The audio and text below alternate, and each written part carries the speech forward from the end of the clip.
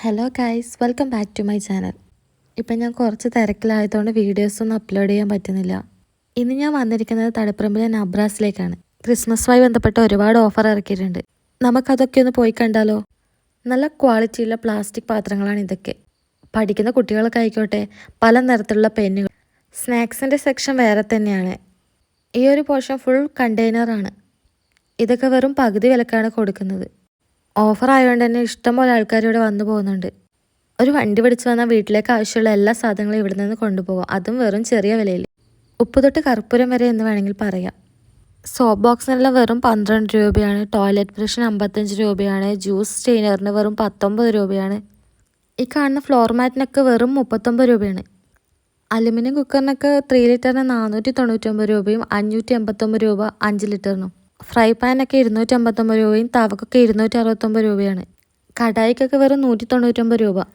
5 kg കണ്ടേഴ്സിനൊക്കെ 149 രൂപയും 192 രൂപയൊക്കെയാണ്. Laundry ബാസ്ക്കറ്റിനൊക്കെ വെറും 99 രൂപയാണ്.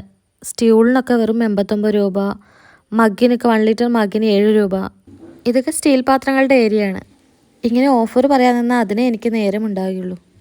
അവിടുന്ന് ഞാൻ നേരെ പോയത് ഫുഡിൻ്റെ ഏരിയയിലേക്കാണ്.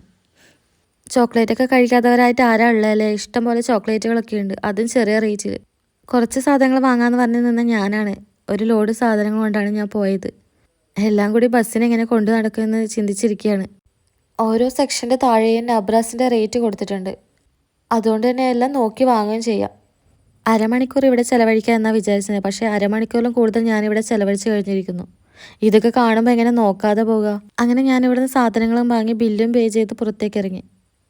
ഇനി കയ്യിലുള്ള സാധനങ്ങളൊക്കെ എടുത്ത് നേരെ സ്റ്റാൻഡിലേക്ക് പോകണം, എന്നിട്ട് വേണം ബസ് കയറാൻ. തളിപ്പറമ്പ് ശ്രീകണ്ഠപുരത്തേക്ക് ഇഷ്ടംപോലെ ബസ്സുണ്ട്, അതുകൊണ്ട് ബസ്സിന് ക്ഷാമമൊന്നുമില്ല. അങ്ങനെ ഞാൻ നേരെ വീട്ടിലേക്ക് പോകാൻ ബസ് കയറിയിരുന്നു. വീഡിയോ ഇഷ്ടപ്പെട്ടാൽ ലൈക്ക് ചെയ്യുക, സപ്പോർട്ട് ചെയ്യുക. ഇനി മറ്റൊരു വീഡിയോയിൽ കാണാം. ബൈ.